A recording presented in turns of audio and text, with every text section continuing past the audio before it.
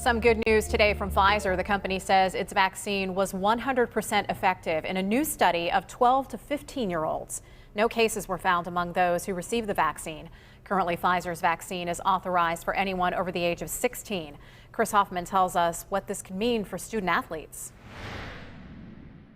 For student athletes, masks like this are a way of life. Then there's the constant cloud over their head of having a game or practice postponed or canceled because of an outbreak. So the hope is if this vaccine gets authorized, it could be a real game changer. Becca Ryan is a freshman at Gateway High School and a three-sport athlete, soccer, basketball, and softball. COVID is made for a challenging first year.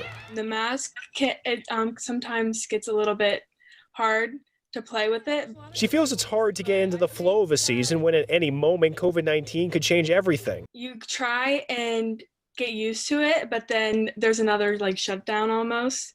So it's hard to get in a good groove. With the Pfizer news, she would be able to get the vaccine if it's authorized, allowing her and her teammates to be protected. And the vaccination clearly is another really strong way, maybe the strongest of all, to ensure the kids' safety. It would be something that we would strongly encourage so that we could, have as many athletes as possible vaccinated. Very exciting data came out. Dr. Joseph Arakri says Pfizer's results weren't too surprising based on its effectiveness with adults. A vaccine gives adults good immune response. We know that the kids are going to react pretty positively. As for a timeline on when we could see shots in arms, Dr. Arakri isn't too sure when, but he hopes it could be before classes begin next school year. So it may be that you start the fall off with masks, and maybe basketball next year for winter is without masks.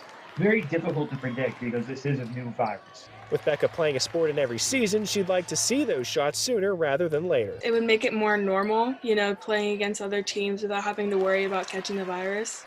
And speaking with the Whitfield, they can't make anything mandatory or encourage athletes to get the vaccine. That has to come from the individual schools and families. And speaking with schools, because of privacy laws, they can just encourage people to get it. They themselves can't make it mandatory. Chris Hoffman, KDKA News.